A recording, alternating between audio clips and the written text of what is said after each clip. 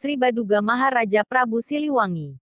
Raden Pamanah Rasa, kakek dari Syarif Hidayatullah, Sunan Gunung Jati. Dalam konteks Sunda Siliwangi Pajajaran merupakan episode The Last Kujang di abad 16. Sosok pemimpin Sunda yang muncul dari latar kesedihan dinasti terdahulu, dengan karisma yang merambat ke seantero Nusantara, tak terkecuali tatkala kepulauan ini terjamah para pendatang dari Eropa.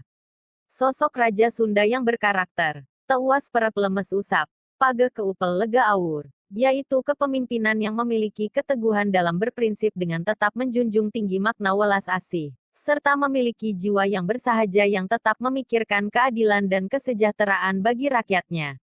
Dialah sosok raja besar yang diakui oleh beragam keyakinan. Prabu Siliwangi atau Sri Baduga Maharaja, penguasa kerajaan Pajajaran dalam berbagai sejarah yang dimuat dalam literatur memang seorang penganut agama Hindu yang taat.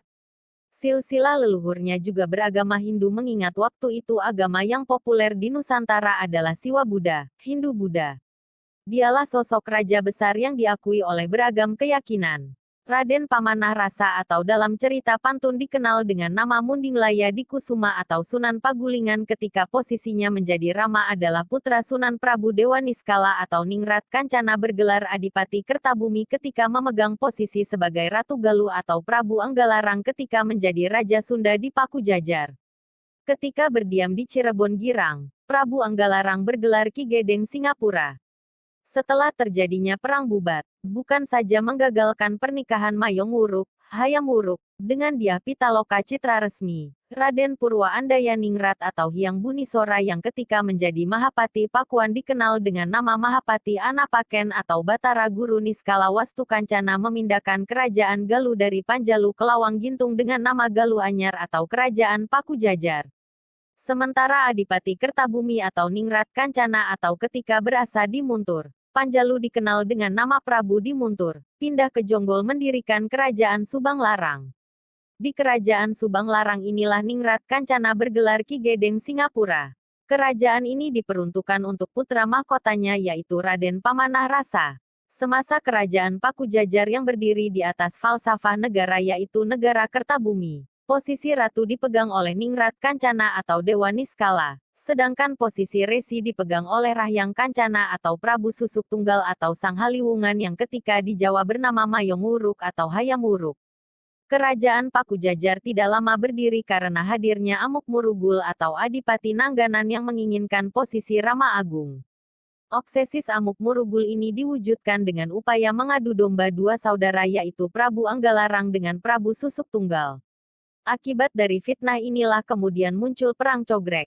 Sebagai akibatnya kedudukan Prabu Anggalarang dari posisi ratu dan menurunkan Prabu Susuk Tunggal dari posisinya sebagai resi, kemudian memindahkan pusat pemerintahan dari Lawang Gintung ke Sumedang Larang dengan nama Pakuan Pajajaran.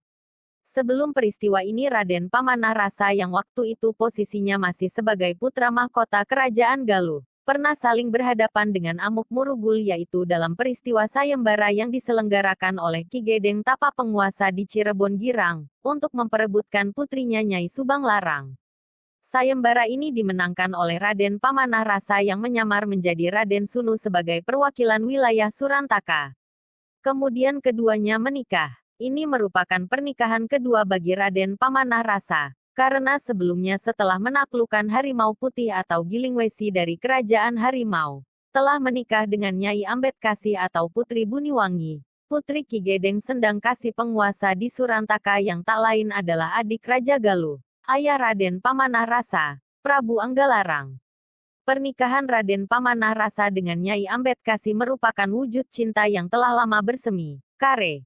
Nah sejak kecil sebenarnya Raden Pamanah Rasa dididik dan diangkat putra oleh Ki Gedeng Sendang Kasih. Kegemaran Raden Pamanah Rasa mengembara, menyebabkan posisi sebagai Surantakan ditinggalkan dan diurus oleh Nyai Ambetkasi.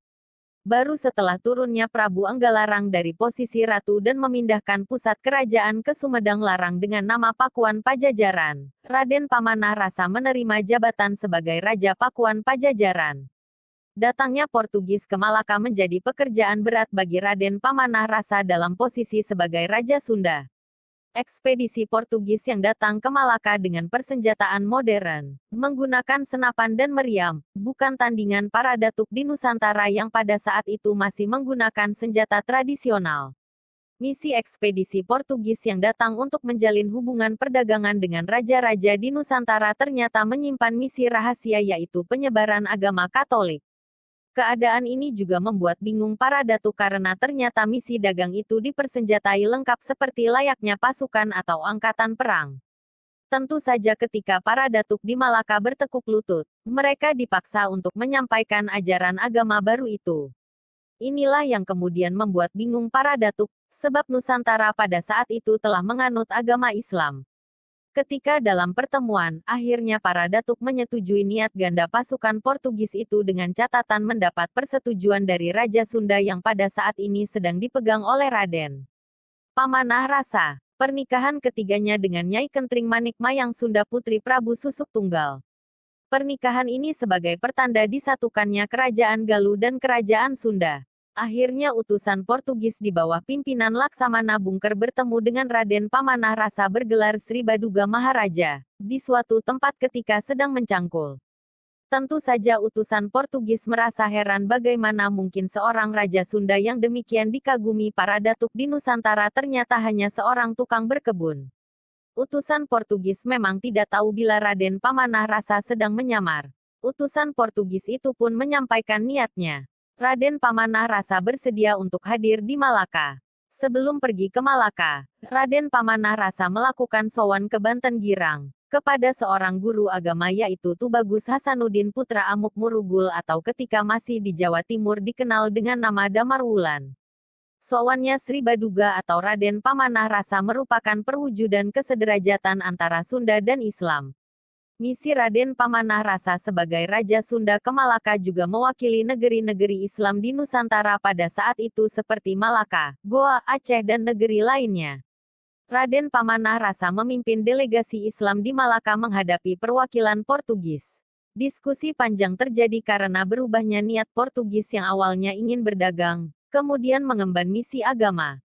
Raden Pamanah Rasa meminta perwakilan Portugis itu menyatakan dengan tegas apa yang dikatakan perwakilan itu merupakan kebijakan ratu di negerinya. Raden Pamanah Rasa menolak menyebaran agama karena di Nusantara sudah menganut Islam, tapi bila ingin berdagang dengan tangan terbuka negeri-negeri di Nusantara. Akhirnya Portugis mengakui bila tujuan utamanya adalah berdagang, sehingga dipersilakan membuka kantor perwakilan dagang di Nusantara.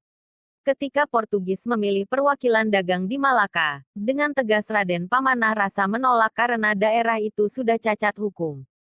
Sebab sebelumnya Portugis sudah mengerahkan pasukan bersenjata untuk mengintimidasi para datuk. Akhirnya disetujuilah kantor perwakilan dagang Portugis itu di ujung timur Nusantara. Sepulang dari Malaka, Raden Pamanah Rasa tidak kembali ke Pakuan Pajajaran melainkan ke Gunung Gede, menyambut kedatangan saudaranya yang memegang surat suci dari Ratu Sunda. Di tempat inilah kemudian diikrarkan untuk pembagian kekuasaan. Sejak saat inilah gelar Siliwangi mulai dipergunakan. Sementara kisah Prabu Siliwangi saat beliau hendak menyerang pesantren yang dipimpin seorang ulama yang fasih Al-Quran yaitu Syekh Kuro atas perintah ayahandanya Prabu Anggalarang. Syekh Kuro adalah seorang ulama yang menghafal Al-Quran atau hafiz. Beliau juga dikenal sebagai ulama yang ramah, penyebar agama Islam di tanah Sunda yang baik. Namun, syiar agama Islam yang dilakukan Syekh Kuro ditentang oleh penguasa Pakuan Pajajaran waktu itu, yaitu Prabu Anggalarang, ayah Raden Pamanah Rasa. Utusan sudah diperintahkan untuk mengusir Syekh Kuro, tapi menemui kegagalan. Bahkan, seorang tokoh yang disegani, Ki Gedeng Tapa justru menitipkan putrinya untuk dididik oleh Syekh Kuro agar menjadi wanita yang salehah. Putri Ki Gedeng Tapa lantas dibawa ke negeri Campa di mana Syekh Kuro dibesarkan di sana. Putri Ki Gedeng Tapa bernama Dewi Subang Larang. Saat tiba di Pakuan Pajajaran, mereka lantas mendirikan tempat ibadah di Karawang dan kembali memperjuangkan syiar agama Islam. Lagi-lagi Prabu Anggalarang menentangnya karena ulama tersebut berhasil mempengaruhi rakyat Pakuan Pajajaran yang beragama Hindu untuk masuk Islam. Lantas diutuslah putra sang Prabu sendiri yang bernama Raden Pamanah Rasa. Raden Pamanah Rasa inilah yang kelak bergelar Prabu Siliwangi. Dia diminta ayahnya, Prabu Anggalarang untuk menghancurkan Syekh Kuro, pengikut dan ajarannya. Namun tanpa diduga, Pangeran Pamanah Rasa terpikat dengan suara lantunan ayat suci Al-Quran yang dibacakan Dewi Subang Larang. Dadanya bergetar mengagumi keindahan ayat suci Al-Quran. Lantunan itu berbunyi, La ilaha illallah, yang berarti tidak ada Tuhan kecuali Allah. Sang pangeran pun mengurungkan niatnya mengusir Syekh Kuro dan justru ingin menemui seorang wanita yang melantukan ayat suci Al-Quran tersebut. Prabu Pamanah Rasa kemudian berniat meminang wanita yang diketahui santri Syekh Kuro bernama Dewi Subang Larang itu. Putri Ki Gedeng Tapa itu mau diajak menikah Raden Pamanah Rasa dengan dua syarat, yaitu mahar lintang kerti jejer 100 dan kelak anak-anaknya yang lahir dijadikan raja. Lintang kerti jejer 100 adalah pusaka yang diminta Dewi Subang Larang sebagai syarat jika Pangeran Pamanah Rasa atau Prabu Siliwangi hendak menikahinya. Ini sejarah yang terjadi pada zaman Kerajaan Sunda Galuh atau Pakuan Pajajaran Pasundan sekitar abad ke-15. Lintang kerti jejer 100 bukanlah pusaka berupa keris, kujang, tombak atau senjata lainnya pada zaman kerajaan. Pusaka itu merupakan pasemon, perumpaan dari tasbih yang berisi 100 biji. Artinya adalah sebuah perhiasan yang harus dipahami oleh hati, jiwa dan pikirannya. Jika hal itu dapat dia wujudkan melalui hati dan jiwanya, maka Nyai Subang Larang akan menerima lamaran Prabu Siliwangi yang saat itu masih seorang pangeran pemanah rasa.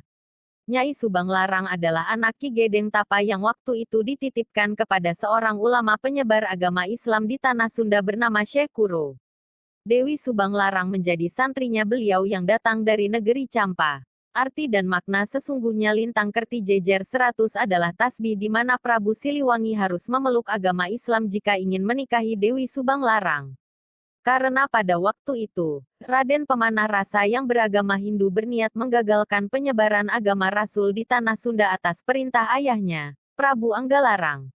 Namun, Prabu Siliwangi terketuk hatinya setelah mendengar kalimat tahlil berbunyi, La ilaha illallah, yang dilantunkan Nyai Subang Larang, serta berniat menikahinya.